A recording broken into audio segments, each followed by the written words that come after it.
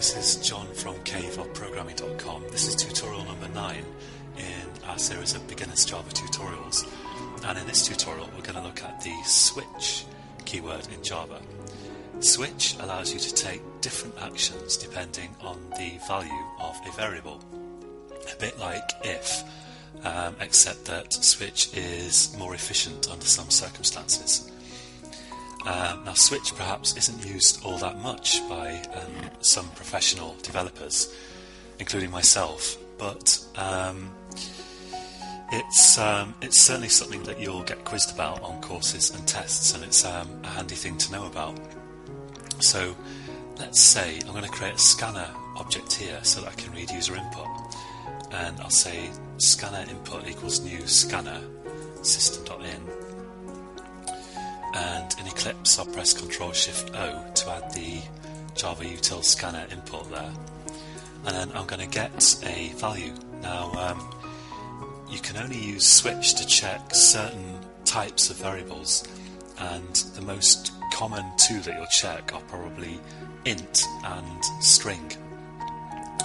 So let's try a string here. I'll say string text equals input dot get line.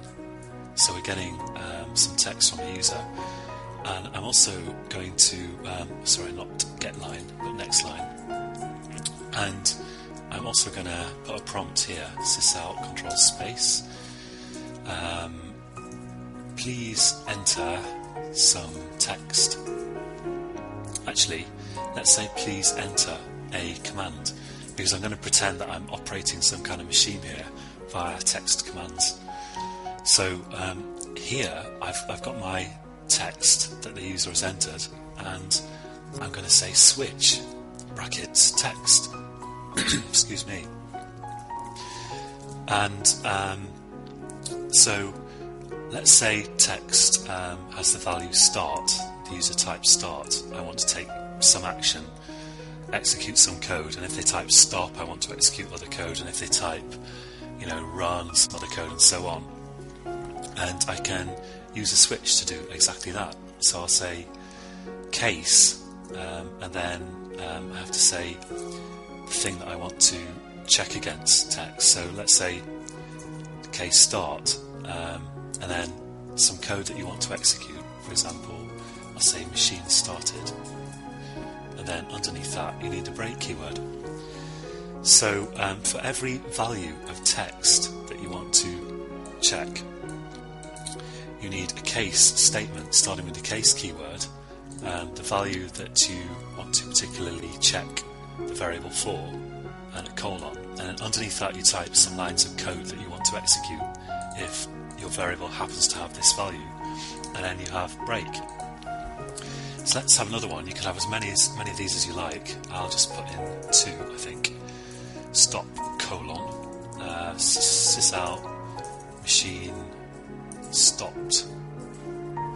Okay, don't forget the break, and then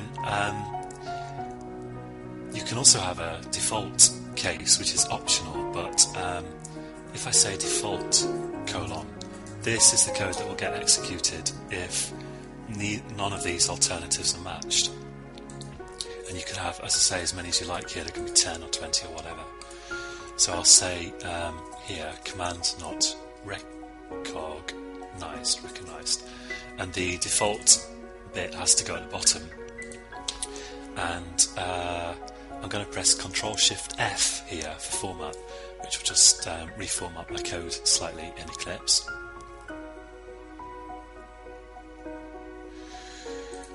I don't know what happened there. Okay, and now, yeah, Windows, thank you, thanks Bill Gates. And now I'm going to just run this. This is a complete program. So I'll click the green run button, and we will see. It will say in a minute, please enter a command. Here we go. If I enter something like some rubbish like this, it's going to say command not recognized, because this is what it does if none of these are matched. But if I run it again and I type start, for example, machine started, or of course stop, machine stopped. Now, as I say, you can only switch on certain kinds of variables, and int and string are the most common two that you will use here. Anything else, or most other things, you would want to use like an if statement. And the other thing to note is that these must be constants. You can't have case blocks that try to check a variable here. The only variable can be this variable here, and these must be constant values, strings or integers or whatever. Okay, well, that's the switch statement covered. Have fun with that. And in the next tutorial, we're going to start looking at classes and objects. If you've been following this series of tutorials, we've covered all the really basic building blocks of Java programs now, and you can already write pretty complex programs. And we're going to get onto some slightly more advanced concepts in the next tutorial, which will be number 10. So I hope you'll join me then. And you can find this code on caveofprogramming.com. And until next time, happy coding.